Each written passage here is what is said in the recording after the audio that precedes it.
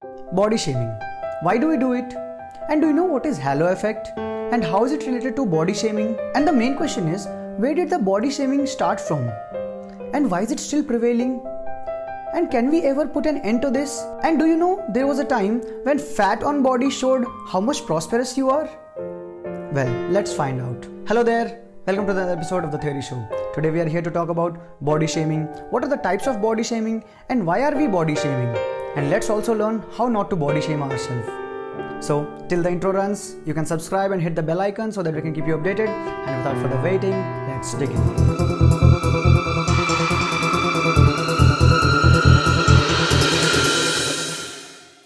Ever since we were kid, we are taught the need to be fit. And when we were kid, we played matching games based on shape and size of the things.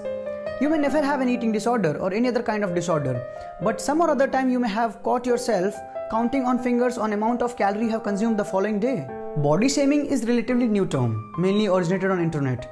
It has brought cruelty, insecurity, and it mainly targets overweight, underweight and everyone in between, especially women. But the concept has been there longer than you would think.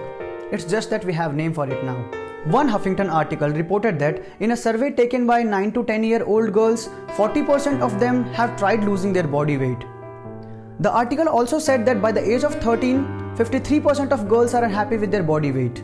And by the age of 17, this grows to disheartening 78%. Another article from Next Avenue reported that 75% of women reported eating disorder.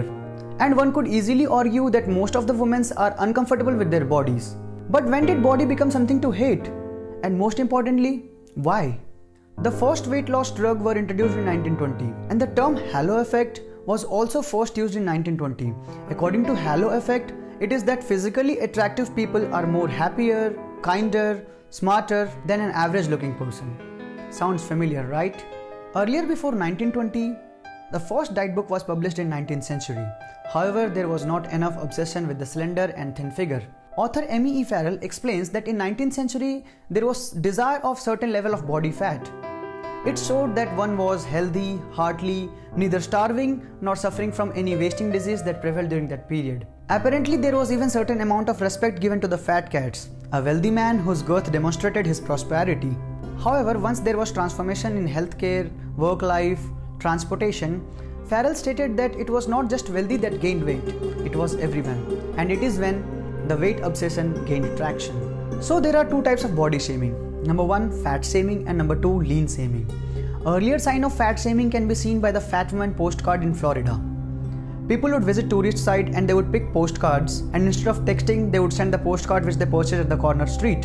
And it would show a fat butt, sometimes as a pincushion or fun. So it can be concluded that body shaming was a byproduct of good health advice. Well, that's all for today's episode.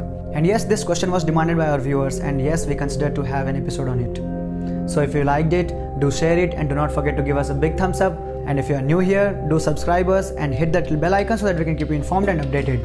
And if yourself have such question, do put them in the comment section below so that we can turn up answering your question. Hope to see you in the next episode. Till then, take care. Goodbye. See you.